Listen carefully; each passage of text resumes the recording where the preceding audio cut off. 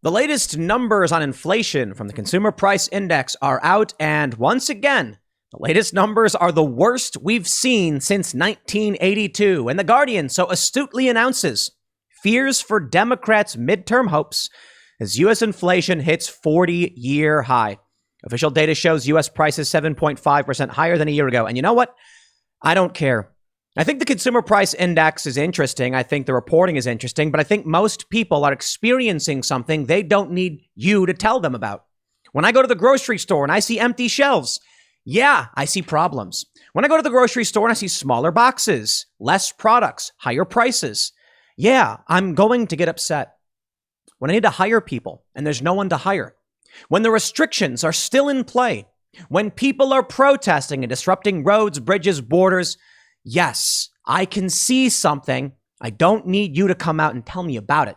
Now, to be honest, the metric is still good. I like data collection so we can quantify what the problem really is. But let's be honest. The Consumer Price Index changes all the time.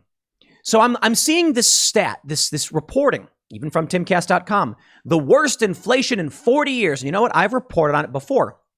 But I decided to look into how they used to run the Consumer Price Index, and, well, they've changed it. They've changed it quite a bit, quite a lot, and over a long period of time. So right now, there are many people saying, if we were to calculate inflation based on the actual numbers we used in 1982, inflation today is worse than what we refer to as the Great Inflation.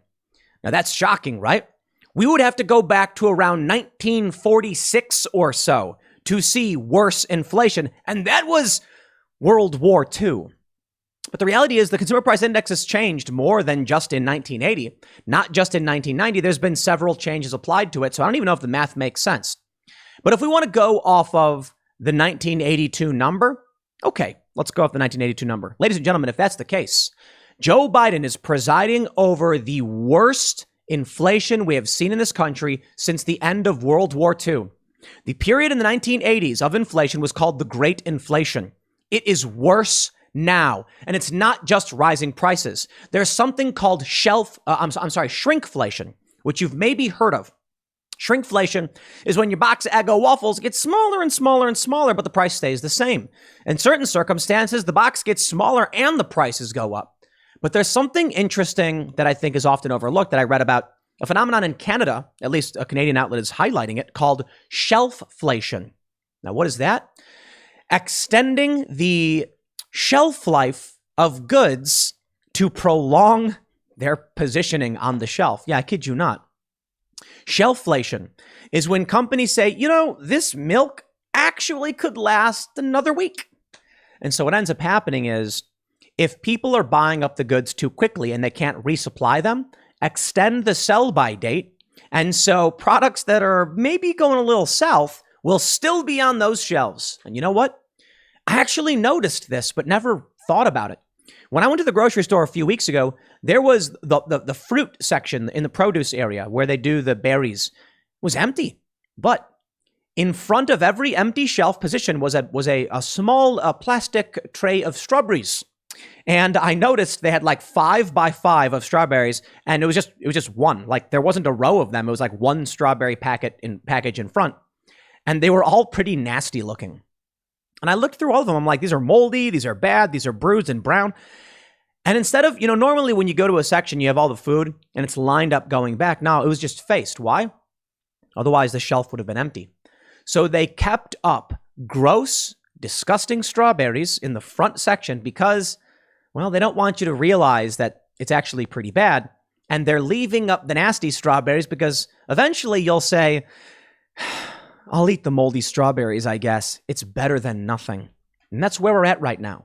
You don't need to show many numbers for me to understand what's going on. I see it with my own eyes. And you also got to understand that every different region is different. So you may experience something different.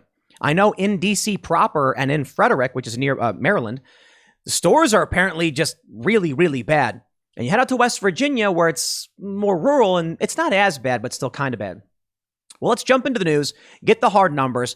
I want to show you where the inflation is hitting, what this means for Democrats, but I want to break down how this actually may be the worst inflation since World War II. Before we get started, head over to timcast.com, become a member if you want to help support the work we do. We are funded by members. It is our primary source of revenue in running this operation. So when you decide to go to Timcast, sign up, become a member, you will get access to exclusive members-only segments of the Timcast IRL podcast. We had Thomas Massey and Marjorie Taylor Greene on last night. We got a little rowdy. It's uncensored, so we swear a lot. But by signing up, you make sure all of our journalists can keep working. You make sure I can keep producing these videos, and we can expand and do more and maybe displace the dishonest fake news media and corporate press and bring about something a bit more truthful. But don't forget to smash the like button right now, subscribe to this channel, share this show anywhere you can. Let's read from timcast.com. January inflation hit 7.5%, the fastest increase in 40 years.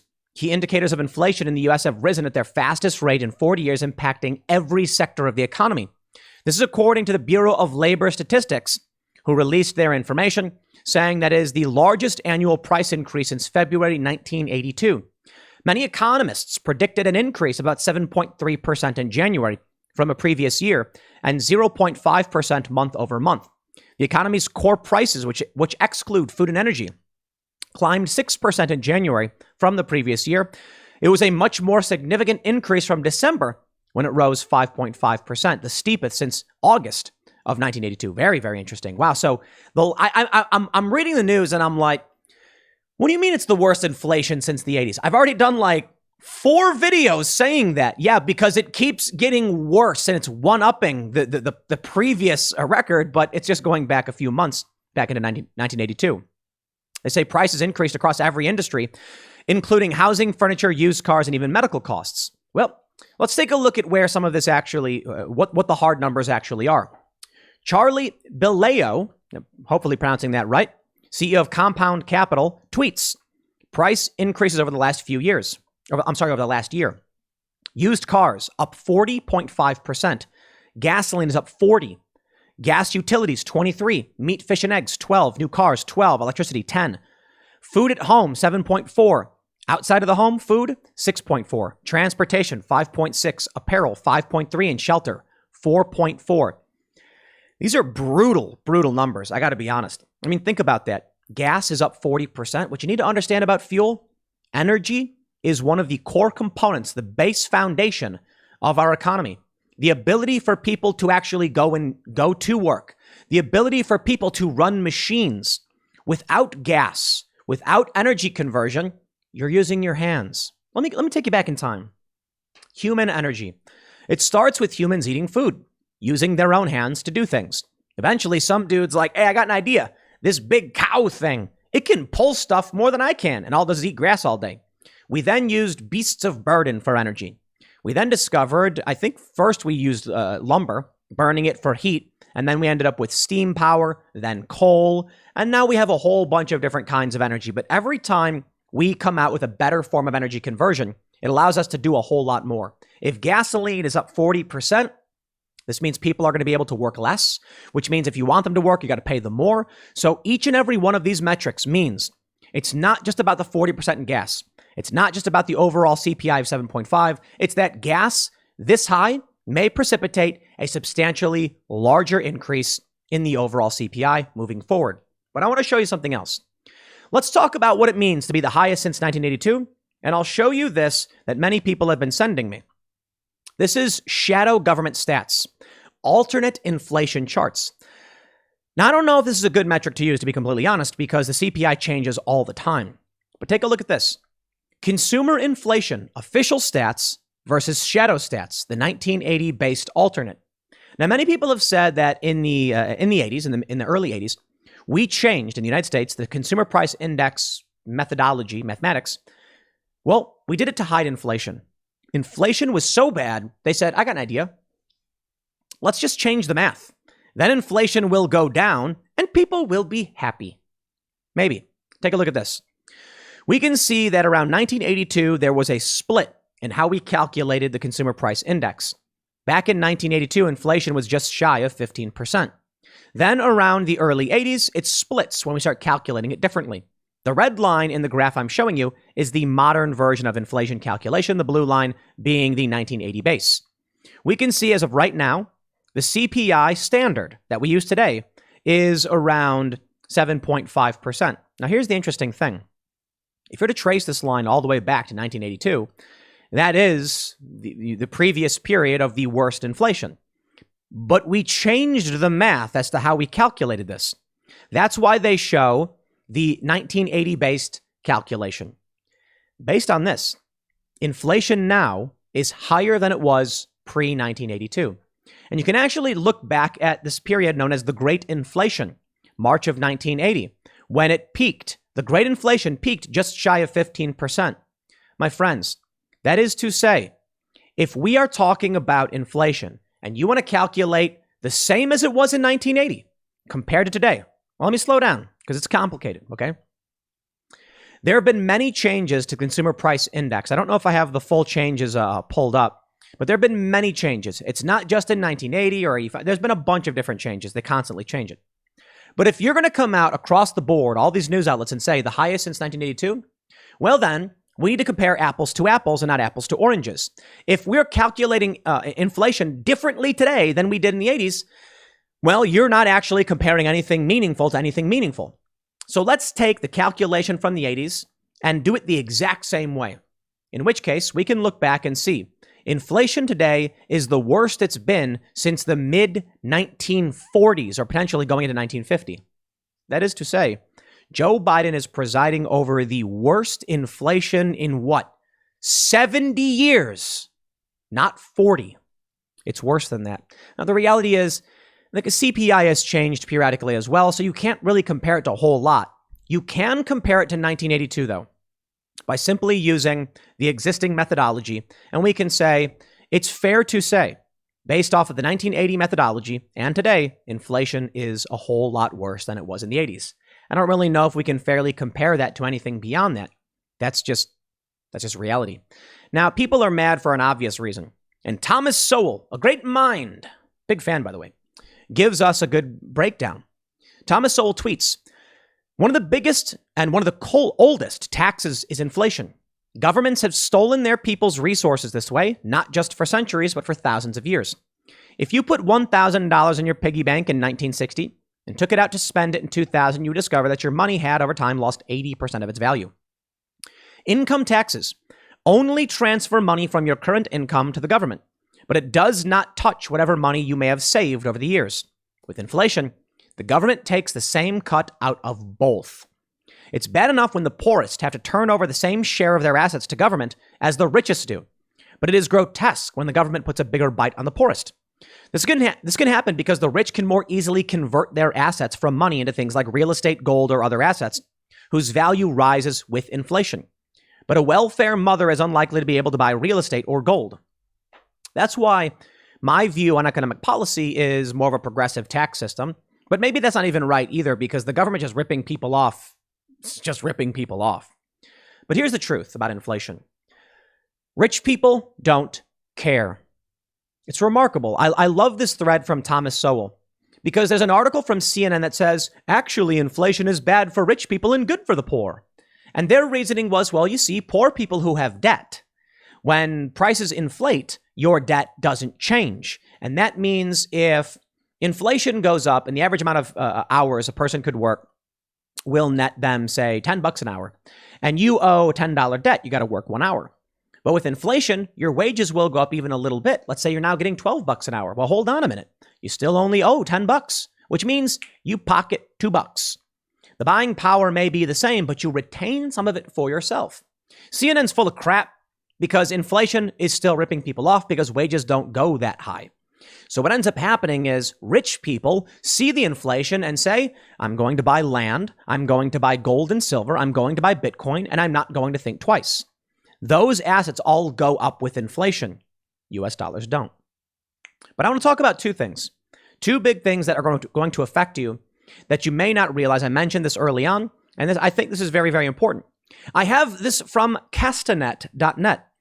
You know, I'm not familiar with this website, but it is NewsGuard certified, so of course we'll use it. Shelfflation is now a thing. First it was shrinkflation.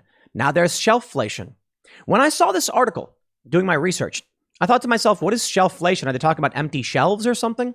And then I realized it. It's actually really brilliant. I didn't even think about this. Many people didn't realize shrinkflation was a thing until it became prominent across the media. It's like, hey, wait a minute. My box of cereal got smaller. That's right. Check this out. Castanet writes, you have likely heard of shrinkflation. They mention it means the prices are getting smaller. When supply chains aren't working optimally, food products reach store shelves either less fresh than usual or a little too ripe, robbing consumers of some needed shelf life at home. It's called shelfflation. According to a recent poll by Duluth University and the app Cattle, 41% of Canadians have thrown away milk in the past 12 months because it went sour before its due date. And 38.5% of respondents have done so at least twice. For 22.8% of those surveyed, it has happened 3 to 5 times. Throwing away spoiled products before due dates has always happened occasionally, but such a high number of occurrences is quite unusual. Anecdotally, many Canadians have lately noticed some of their produce isn't as fresh as it used to be, so it rots much sooner. Shelfflation is quite common, and pandemics aren't the only way a product's shelf life can be compromised. Cold supply chains, blah, blah, blah. You get the point. What's happening is your food products are arriving with less shelf life. It's kind of crazy, isn't it? So you'll get your milk. It'll say it expires in 2 weeks. It expires sooner. Why? Because that date ain't right. It allows the stores to keep products on the shelves longer than they normally would. It allows suppliers to take longer to deliver it. It is an illusion that makes you believe things are all right. It's really remarkable how they desperately try to make people think things are okay. And this is just one of those ways. I mean, look, if you're producing goods, let's say you're producing milk, and you get a big shipment and you're like, look, we can't get enough of this out because we can only ship X amount. This will spoil. I got an idea. If it would spoil, slap a later date on it. Send it out anyway. We need to sell and make money and keep things going. And then people realize they're buying nasty goods. It's amazing, isn't it? How bad things are really getting. People, their food is spoiling faster. It's crazy. I want to throw it to talk about the Democrats. And I want to highlight this just absolutely amazing tweet. I loved when this happened. You remember back on January 25th when Peter Doocy asked Joe Biden, do you think inflation is a political liability ahead of the midterms? And Biden, not realizing that his mic was on, said, that's a great asset. More inflation. What a stupid SOB. Woo! What I loved about this was not that Biden was caught on a hot mic. I don't care about that. It's that behind closed doors and in private, the Democrats know inflation is bad and they know it is tanking them politically. Yet you still see CNN and all these other outlets saying that inflation's actually good for you. Let's talk about how funny this is. January 13th, worst inflation since 1982 puts Democrats in political jeopardy. They were in political jeopardy in January when prices were up 7%. You want to talk about jeopardy? They went up 7.5% year over year a month later. This is pretty incredible. It was reported that prices are up 7% from a year ago, the fastest pace of inflation since 1982. Price hikes in housing and used cars and trucks were among the increased cost driving the inflation, as is the cost of food. As prices soar, Republicans are slamming the Biden admin and congressional Democrats, claiming the increase are the result of Democrats' policies and reckless spending. Yeah, I'd say so. It appears to be working. 54% of Americans think the U.S. economy is getting worse. Why would they think that? They're witnessing it, right? It's a ridiculous to say they think it's getting worse. No, they know it's getting worse. I want to say, when you realize the CPI is kind of bunk because they change it all the time, then I wonder if these stories from The Guardian or whatever, and they say Democrats, oh, and then invariably I report the same thing. I wonder if that's just politicking, because what do we really know about inflation? But I think the reality is we don't need to call inflation. We don't need to cite this number as to why they're in trouble. You want to know why the Democrats are in trouble? Because I go to the grocery store and ain't no strawberries. Isn't it really funny, though? The lack of strawberries is why Tim won't vote Democrat. Not entirely. It's a grain of sand in a heap. The fact that I go to the grocery store and everything is more expensive. The fact that I go to the grocery store and I see a lack of products. The fact that in 2019, I was told over and over again, the best year of my life under Donald Trump. And you know what's going to happen? people are going to say, I long for those days. Yo, if you look at the data, if you look at the polling, people were much happier with the economy in 2020, the first year of the pandemic. So how is it now that Joe Biden's been in office for a year and everything's worse and everyone feels worse? The reality is Joe Biden did worse. I saw someone post on Facebook. They said, why is everyone blaming Joe Biden? He hasn't even had enough time to fix things. Yet they're blaming him because in 2020, as things got the worst we've ever seen them, things still weren't as bad as they were in 2021, according to the sentiments of the average American voter. You look at 2021, and you can see that's when we started getting vaccine mandates, negatively impacting people's businesses. Now, they were struggling. The lockdowns were bad, but the mandates made everybody angry. And they can't see it. Yo, I think I can see it. I think I can see it physically in my stores. I can see it in the reporting. But let's take it from BlackRock's Hildebrand. Oh, you know BlackRock, right? They're one of those big asset management firms. Bloomberg reports BlackRock's Hildebrand says beware inexperienced bond traders. He says central banks must tread carefully with policy moves. Rising volatility tests investors as low inflation era ends. Well, that's one way to put it. Low inflation era. It's ending. Oh, you know, I just say high inflation era and instability is starting, but sure, call it whatever you want, Bloomberg. Now, you're probably thinking, I don't care about bond trading. No, it's this first paragraph. The 58-year-old BlackRock Inc. vice chairman warns that an enduring era of high inflation is set to test newbie bond traders on Wall Street. You know, I saw this story, and I feel like there's something missing from it. They're framing this for the investor. They're framing this for the financial gurus and those who pay attention on Wall Street. But this story isn't being framed for you or I. Take a look at that first sentence. An enduring era of high inflation. It's funny because that's what he's saying. That's the standout. That's the lead, at least for me. A vice chairman from BlackRock Inc. has come out and says there will be an enduring era of high inflation. That's what you need to understand. This means be prepared. I'm seeing a lot of people say March is going to get absolutely insane. It's going to be way worse. I mean, it's only been getting worse so far. Far be it from me to doubt that. I don't know what you can do. I'm not a financial advisor. But you need some sound financial advice. I'll tell you what I do. For one, I'm trying to buy stuff. I'm just trying to buy stuff. You know, I'll put it this way. A quick tip from our good friends over in Venezuela. Spend your money as soon as you get it, because holding the money, it becomes devalued rapidly. Look, we were looking at 7%, a 7% increase from January of 2022 from 2021. It's up to 7.5 from December to December. It's up 7.5 from January to January. What do you think it's going to be moving forward? Is there any reason to believe it's going to go down? No, I'll tell you this. I think as they begin to end a lot of these restrictions and they start to say like, oh, we've realized the polls are bad, so we're going to reopen, you're going to see a massive jump in inflation. This is what they kept talking about. They said, as the restrictions end, inflation will go up. Well, more restrictions are set to end. So it seems things will get much worse. But I'll show you a little bit more. We'll break down what's going on in this country. Jake Schneider tweets a CNN a story. I love it. What has Biden done that you approve of? 56%, according to this poll from CNN, conducted by SSRS. Nothing. 56% of Americans say nothing when asked what President Biden has done that they approve of. Nothing. 15% said the economy. 6% said coronavirus. Isn't that amazing? 56% of people in a CNN poll said Joe Biden has done nothing they approve of. Nothing? I mean, come on. How about the dude buying a dog? You don't like that? All right, well, it makes sense. He ditched the old one.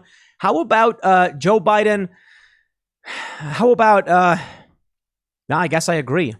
I can't think of anything he's done that I approve of. I got to be completely honest. Not a single thing.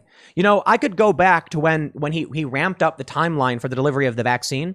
And I remember when that happened last year, I was like, hey, look, it may be something small, but if Joe Biden's going to get the vaccine out faster, I'm all for it. Okay, great. Let's end this pandemic. Now you look at the Omicron rates. You look at everything that's happening, and I'm just like, well, that was pointless. That did nothing. So it's not that I disapprove that he did it. I guess I can say that. I can say I approve of his attempt. I can approve that he tried. Yeah, he tried. I want to show you this tweet from Danny Rivero. Danny Rivero is a reporter for WLRN, formerly of Fusion. I know Danny. He says Wall Street investors bought a total of 40% of the single-family home purchases in the Atlanta area the third quarter of 2021. We just heard in this Senate hearing, and they made up 70% of evictions. Truly an astonishing number, and it's only accelerating. Investor-owned rental properties are a relatively small part of the market, about 2%. But it is accelerating very quickly. Coming into the housing market, jacking up rents, and not keeping same maintenance standards as mom and pop landlords. The GOP line on this is that the housing crisis is inflationary in nature, and Wall Street is being used as a scapegoat. The Democrat line is to sidestep inflation, focus on growing role of Wall Street. Several senators say almost all complaints they get are from investor-owned properties. Danny says it was testimony from Michael Waller of the Georgia Appleseed Center for Law and Justice. I don't know about that GOP line that the price of houses is going up and all that simply because of inflation. I actually think what we're seeing is massive Wall Street investment firms buying up houses because they can, destroying the economy, and everything's getting worse. I think the reality is there's a populist line on this. I don't care about Republicans. I don't care about the corporatist line from the Uniparty. I don't care about Democrats, stupid trash.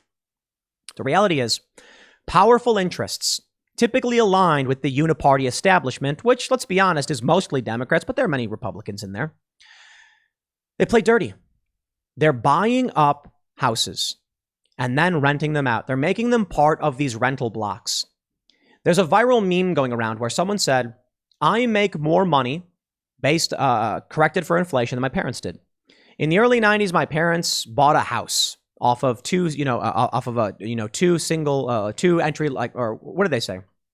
Off of their basic, adult incomes, mid-level. They were able to buy a house, and now their house they bought for a couple $100,000 is worth nearly $1 million. And this person said, I make more than they do adjusted for inflation, but I can barely afford rent. Yeah.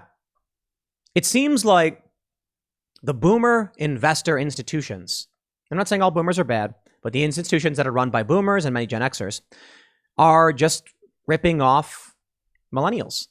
And it's making them communists. I'll say it outright. These millennials are getting out of college. They have degrees. They have good salaries. And they're like, why can't I buy a house? Well, it's not just BlackRock and Vanguard and other companies doing whatever it is they're doing. A lot of it is these people don't understand the concept of settling. I'll put it this way. When you live in an overcrowded area, let me pause for a second. It's not just that these companies are buying up these houses and screwing over the little guy. We have cultural problems alongside it. When you live in a high density area that's very expensive, what do? You move. That's what you do. You move. You move to a less densely populated area where it's cheaper and you can afford to buy a house. I'll tell you right now, y'all can afford to buy a house. Every single one of you. Yeah, it might not be a house you want to live in, and it might not be close enough to the job you want, but you could. You probably should. Out in West Virginia, there was a house I saw. It was like $50,000. You could legally live in it. That's saying a lot. It had a bathroom. It has everything.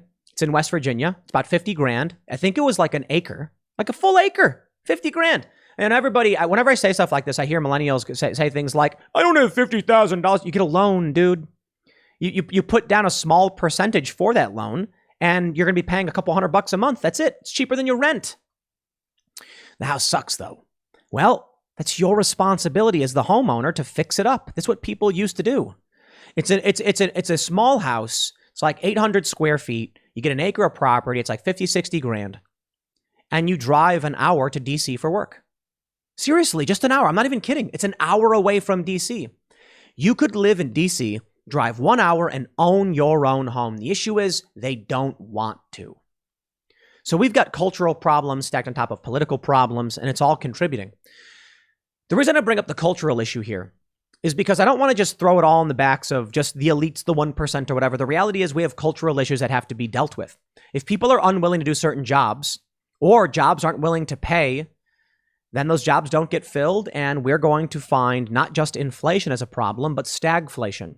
stagnation in our economy, people not working, no growth, slowing growth, or even a recession at a time when prices are skyrocketing. That's going to be really, really bad. But you know who's going to get the blame for it? Let's be real. Democrats.